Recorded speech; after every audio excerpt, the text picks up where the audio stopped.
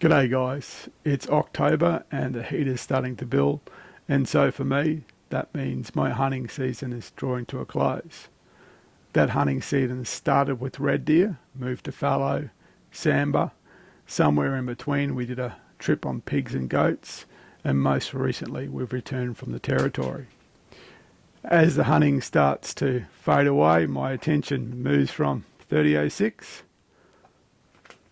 to soft plastics. But that doesn't mean my hunting year is over, or more importantly, I'm already starting to think about next year, and what that means is trail cameras.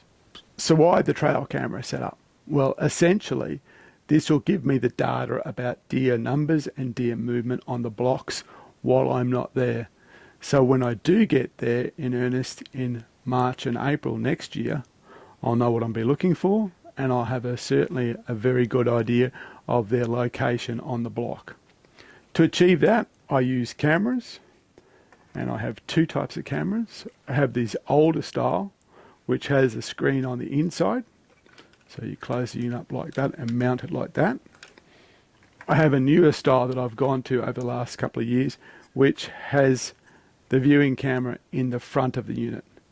The simplicity of these particular types of cameras are they're much easier to aim. I can put this on a tree, look at the camera and see what the camera is seeing. Makes it a much more effective use of my time on the blocks. I also carry a little bit of surveyor's tape. I put a little bit of tape on the cameras. We get a lot of regrowth in the next few months, and it is easy to lose a camera if you've got it in a fairly well concealed position. Cable ties, I've gone away from straps over the years. I find the cable ties are much more secure and they're a lot easier to use. The straps usually last about a season. Cable ties, basically, they'll last for years. And finally, I always carry a spare set of memory cards. I change the cards out. I don't move the cameras until I'm ready. So those cameras may stay in position now for the next 2 months, but I'll get continuing data by simply changing out the cards every time I visit.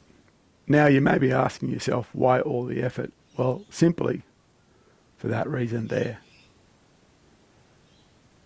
Now you can read about my red deer roar in this month's Australian Shooter magazine, so check it out. And if you have any questions about hunting red deer, fallow deer, or in fact any Australian game animal, by all means reach out through the magazine and I'm happy to help.